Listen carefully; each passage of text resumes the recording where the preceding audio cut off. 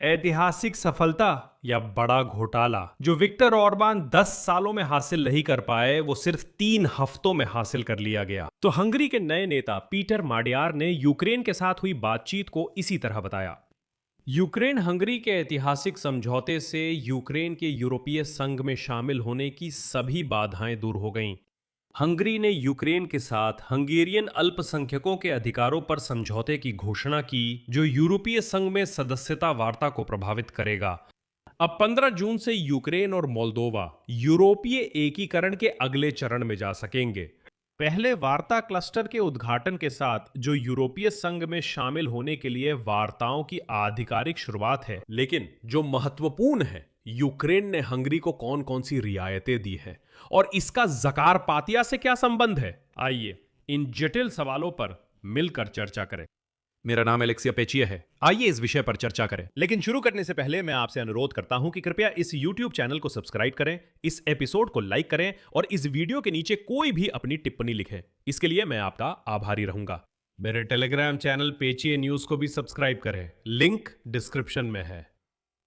Hungary के प्रधानमंत्री Peter मडियार ने एक महत्वपूर्ण संदेश जारी किया है जो यूक्रेन हंगरी संबंधों का संदर्भ बदलता है।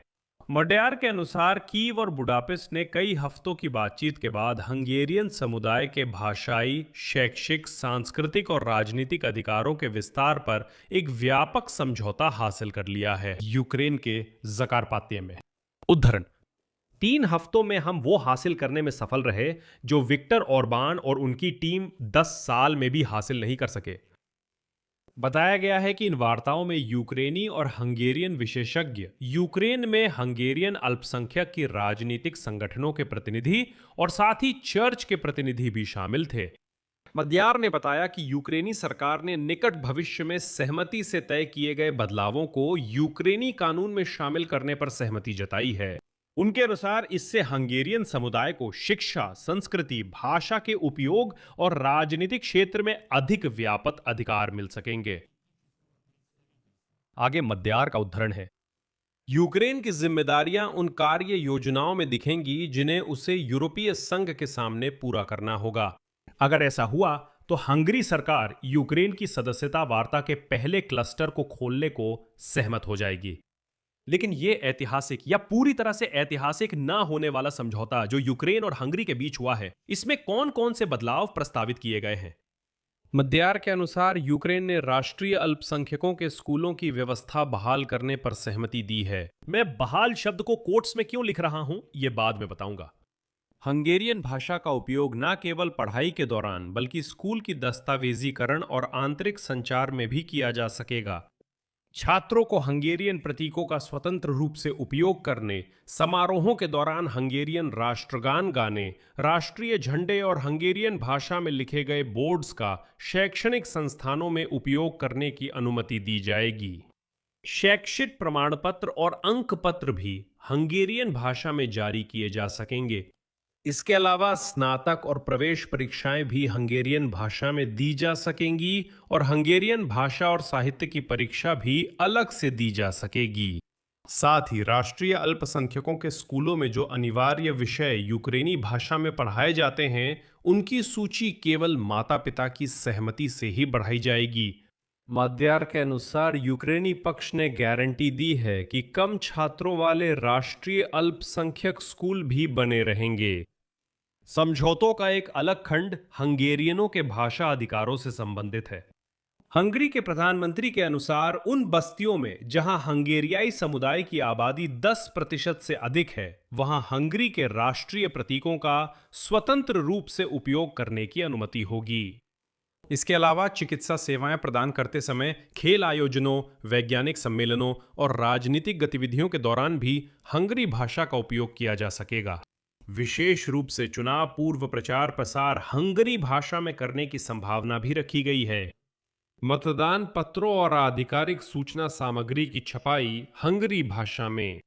इसके अलावा हंगरी अल्पसंख्यक के प्रतिनिधियों को अपनी परंपराओं को स्वतंत्र रूप से बनाए रखने, राष्ट्रीय त्योहार मनाने, सांस्कृतिक और धार्मिक कार्यक्रम हंगरी भाषा में आयोजित करने और अपने स्वयं के सांस्कृतिक व शैक्षिक संस्थान स्थापित करने का अधिकार होगा। उसी समय मादयार ने कहा कि हंगरी इन सभी रियायतों के बाद भी यूक्रेन के यूरोपीय संघ में त्वरित प्रवेश की पुष्टि या समर्थन नहीं करता है। उनके अनुसार अगर यूक्रेन यूरोपीय संघ की सदस्यता के लिए आवश्यक सभी 30 वार्तालाप अनुभाग पूरे कर लेता है तो हंगरी में ऐसे निर्णय के समर्थन पर कानूनी रूप से बाध्यकारी जनमत संग्रह कराने की योजना है। और यहां मैं याद दिला दूं कि इससे पहले जर्मनी के चांसलर फ्रीडरिक मर्ज ने यूरोपीय संघ से यूक्रेन की सदस्यता के लिए पहली वार्ता क्लस्टर को जल्द से जल्द खोलने का आह्वान किया था। उन्होंने जोर दिया था कि कीव और बुडापेस्ट के बीच द्विपक्षीय विवाद यूरोपीय एकीकरण प्रक्रिया को बाधित नहीं करने चाहिए। उसी दिन पीटर माडयार की सरकार ने यूरोपीय शांति कोष पर फैसले के लिए लगाए गए वीटो को हटा लिया, जिसके माध्यम से यूरोपीय संघ के देश यूक्रेन को दिए गए हथियारों के लिए वित्तीय मुआवजा प्राप्त करते हैं। अब कीव ने अपील की है कि अनब्लॉक धन का कुछ हिस्सा पैट्रियट सिस्टम व मिसाइलों की खरीद पर खर्च हो। कुल मिलाकर कुछ समझौते जरूर हुए, लेकिन रिश्तों में निश्चित रूप से एक प्रगति हुई है। अब आगे क्या?